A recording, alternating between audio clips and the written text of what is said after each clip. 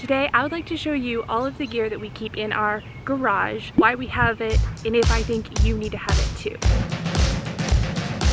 We have a cover on our motorhome right now. If you don't have a barn or a garage or some sort of cover that you can park your RV in to keep it out of the elements, invest in an RV cover. Protect your investment, protect your roof, protect your tires. It's worth it, I promise. So this is the garage of our RV. You'll hear something like this called a garage, a storage cubby, a basement, lots of different names for it, but basically it is a storage that is only accessed through the outside of the RV. You cannot access it from the inside, which makes it perfect to keep all of your tools, your water systems, your electrical, your sewage systems, everything that you're gonna need on the outside of the RV. Before we start, I'm going to do something that I don't see RV vloggers do on YouTube ever, and I'm going to actually show you the current state of our garage.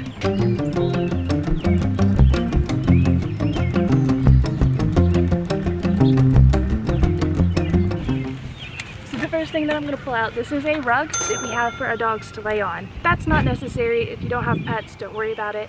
If you do have pets, you never know what the ground's going to be like at your campsite. It could be nice fluffy grass. It also could just be straight asphalt. It could be dirt, it could be gravel, it could be mud, it could be sand, it could be clay. Give your dog something to lay on. Come on.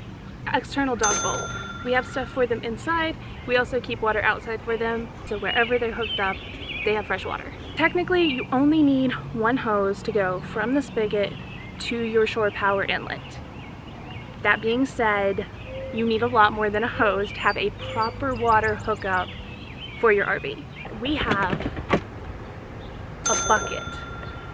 Obviously the bucket's not necessary, but we find that keeping all of our things in one spot makes life a lot easier. The first thing that goes onto the spigot is a water pressure regulator. This is not mandatory. You can do things without it. If you want to protect your systems, have a pressure regulator. Make sure it's set to something that your RV system can handle and use it every time you connect to a spigot. The next thing that gets connected to the spigot is a filter. Again, not something you have to have for your systems to work. Most campsites have potable water. Don't trust them. Have a filter. Even if it's not filtering out germs, it's going to be filtering out sediment from the pipes. It'll make your life easier. The next thing I want to point out is a quick connection system. We have these components on everything except for the part that goes on the spigot and the part that goes onto the RV. It makes life so much easier, especially if we get somewhere late, if we need to leave somewhere early, if it's raining, if it's super hot, if it's super cold. Being able to snap these into place makes life easier, totally worth the investment. Another thing that we have in our little bucket is an adjustable wrench. You can tighten everything on by hand, but especially if it's cold or you're soaking wet with rain, this is going to make making that connection to the spigot a lot easier. Finally, I have an elbow connection.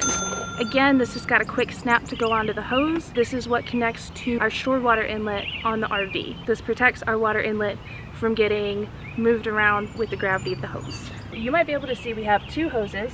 Well, technically we have three, but we'll get there. This is our potable water hose. It also has the quick connection system on it, and it stays closed so that nothing can get into it while it's stowed.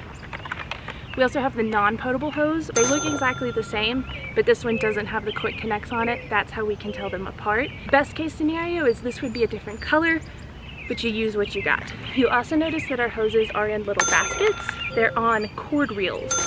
This makes life a lot easier.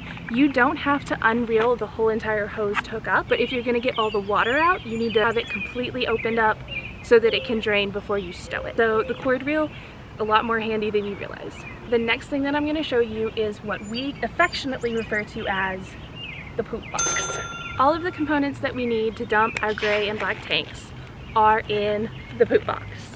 And the rule is that anytime you go into the poop box, you wear gloves. There are people that don't wear gloves to dump their RV systems because they wash their hands after, which I understand how hand washing works. But the thing is, most of the time when we dump our RV, we're disconnected and we don't have any water in our tank, which means that we would have to solely rely on Germ-X, which technically does the job, but also if there's any sort of residue on your hands, that's not going to actually wash it off, it's just going to sanitize it, which is kind of gross.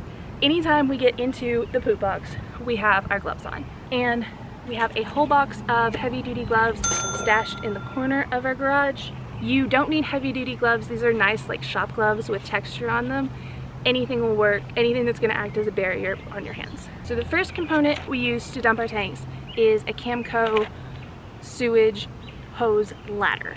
This spreads out like a little accordion. It allows the hose to have a consistent downward angle from our outlet to the sewage inlet. A nice clean angle. It's going to allow all of that waste to dump out effortlessly instead of getting kinked up in your hose and you having to deal with that. So now, again, to dump your sewage tank, technically you only need one hose. You don't need a whole box full of things. That being said, there's the way you can do it and there's the right way to do it. So this is a Rhino brand sewage hose. It has a very nice accordion to extend and it has caps on either side. This means that any residue that's left in the hose after dumping stays in the hose and doesn't spill out into our poop box, or worse yet, the actual RV. Rhino brand is a name brand and it's going to be one of your more expensive options, but do you want to take a risk getting what you paid for when the negative outcome is poop on your hands? Up to you. So another piece that we have is the L angle to go from the hose into the sewage outlet. These hooks snap onto the sewage hose so that it clicks into place and there are no gaps or opportunities for it to come loose.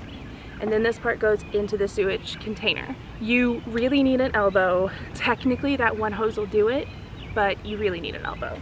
And then something else you can consider is a donut attachment for that elbow. Sometimes the hole to the sewer drain is bigger than what you have on your elbow, in which case you want something to give it a nice snug fit so that you're not getting all of the fumes and gases from the sewage system in your face as you're trying to dump things. Then the final item we have is a set of sewer weights. These go over the hose while it's dumping to keep it in place.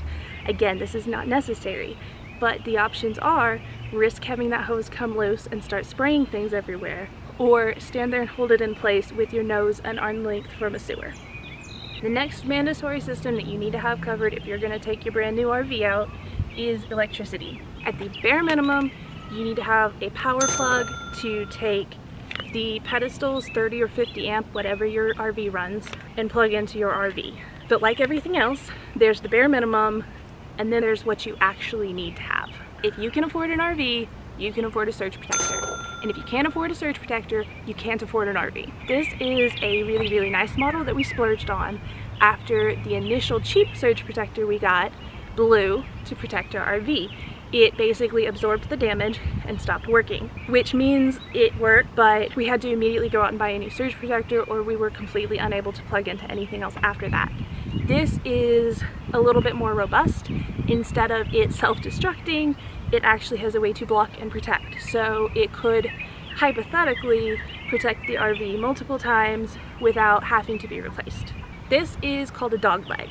What this does is it plugs into a 50 amp and it gives us a place to plug in our 30 amp.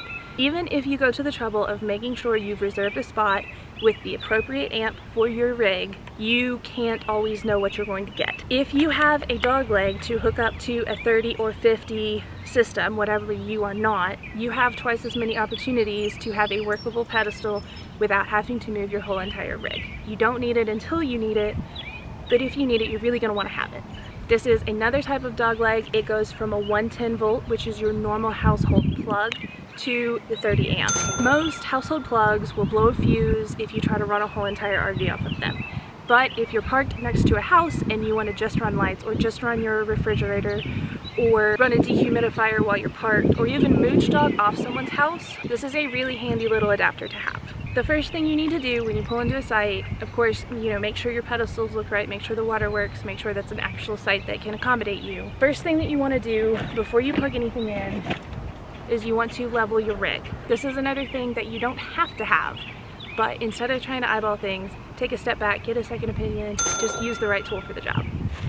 And on the note of leveling out, we have a Class C RV, which means instead of using feet to level it like a fifth wheel or a camper trailer, we have to level with our actual tires. These are Lynx levelers. We have 2 of these little boxes, and these are basically just stackable, snappable Lego blocks to build a little platform to roll your truck on under whatever wheels need boosted. We have 2 of these little box kits, and we have used every single one multiple times, have at least 2 of these, if not 3. Another thing that we have noticed separates people who obviously just bought their Class C RV from people who've been on the road a while is having a windshield cover. It is good for insulation, but most importantly, it's good for privacy. If it is dark outside and you have lights on in your rig and you don't have anything in your front windshield, everyone can see all the way down your RV. We got this from Bouge RV. We're very happy with it, have had no problems with it. Use it every time we go out. I also have a kneeling pad. This is just a Husky brand from the hardware store, general work kneeling pad. I have a bad knee. I can't kneel on one knee at all, which means that all my weight has to be on the other one. I also don't like bugs, and I don't want to sit on the ground where bugs are. So this has been very helpful for me anytime I'm trying to do any sort of maintenance chores outside or even looking under the RV. It's just been a really handy asset to have. We also travel with a collapsible telescoping ladder that is tall enough that you can get onto our RV roof with it.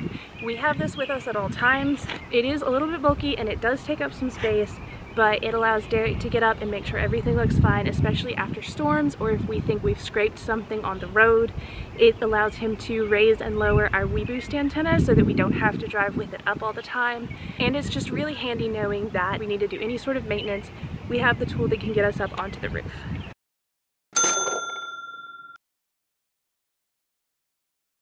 Another big category of the things that are taking up space in our garage is tools and maintenance materials.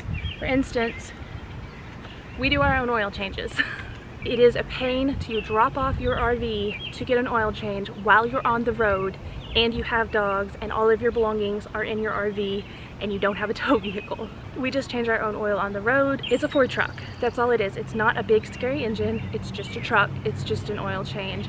If you have the mobility and the ability to get underneath your truck, you can change your own oil. I promise. We also have a jug of kitty litter, which might sound a little weird because we don't have cats, we have dogs, but kitty litter is going to be your first go-to for I'm stuck on ice and I can't get traction. It's not going to solve all of your problems. It doesn't mean that you're just untouchable in winter weather, but it is a really quick and easy plan A. We can prevent us from getting spun down and worse if we just need a little more traction. So we carry a jug of kitty litter.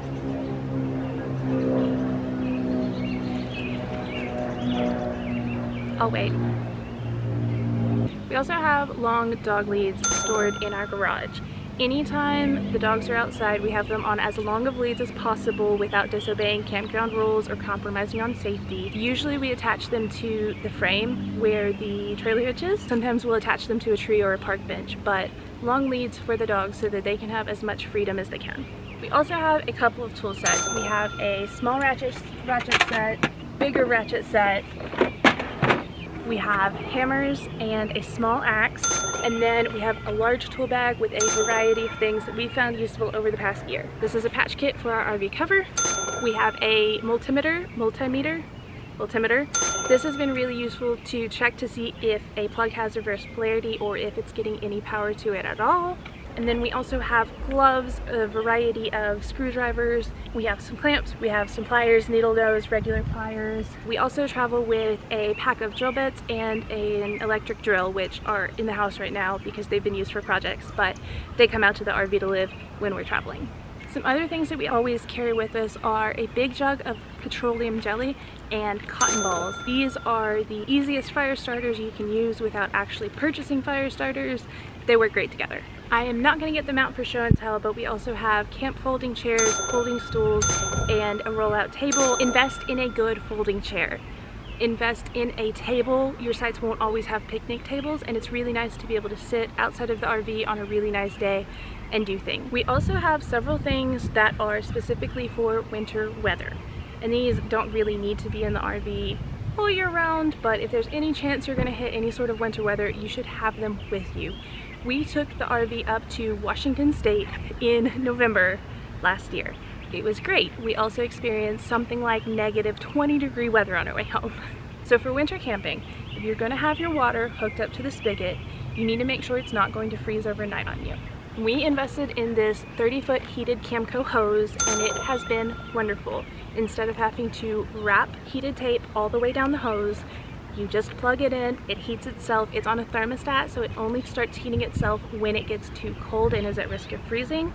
And this has worked wonderfully for us. If they're going to be open in the winter up north, a lot of campgrounds have winter-proofed spigots. Not all of them do. Some campgrounds will have someone come around and tell you to unhook from the water if it's going to freeze, and some will completely shut their water off. If you have the option of staying connected to water in freezing temperatures, you need to make sure that your hose doesn't freeze, but you also need to make sure that the spigot doesn't freeze. This could damage your system, and it could also damage the park's system. That's why most of the time they'll tell you to unhook if they're not properly weatherized. But that being said, we have run into a few parks where we said, hey, if we take care of heating the whole spigot, can we keep running? And they said, yeah, that's fine. So we have our own heat tape and an extension cord so that we can run heat tape all the way around the spigot, and our filter, every bit of hose or spigot that water runs through from the ground to our RV, is heated. That way it doesn't freeze.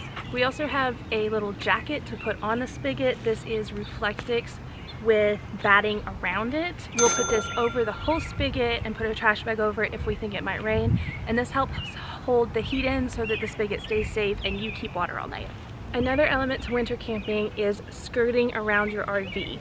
You might notice that we have small black dots all the way around our RV. Those are snaps that connect to a vinyl skirting system.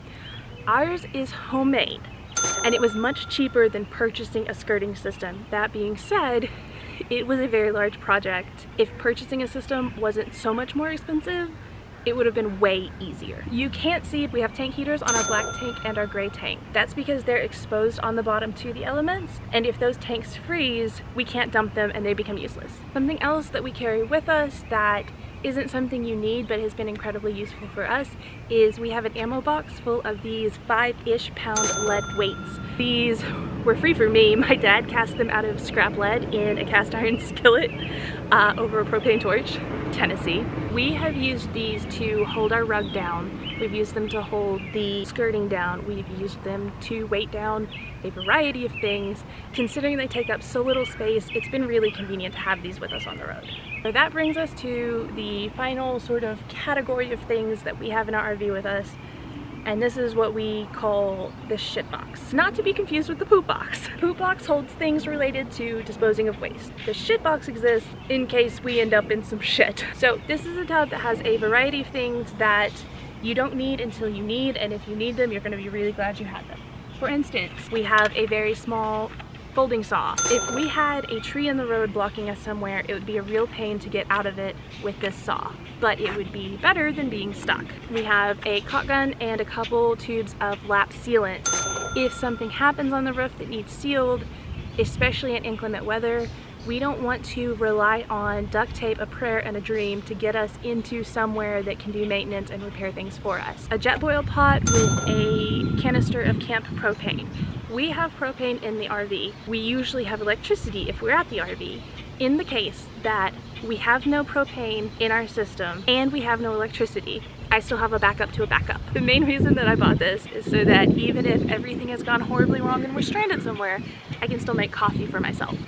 Obviously there's other uses for it, but have backups to your backups when it comes to vital things like food, water, and coffee. Some other things that we have in the bottom of this very heavy tub are snow chains for the outside of our dualies. We also have some Eternamon tape, some extra vinyl, a couple of other repair materials that wouldn't fix problems forever but would safely get us to an actual repair shop. And we have things like ratchet strap, typical automotive accessories. And I do want to mention, even though it's not in our garage, is we do carry max tracks or recovery boards inside our RV. If we use them, it will probably destroy them. I would rather have them. If they break, I replace them, than be stuck somewhere that could have been preventable. There is a very fine line when you're traveling in something like an RV of having too much stuff.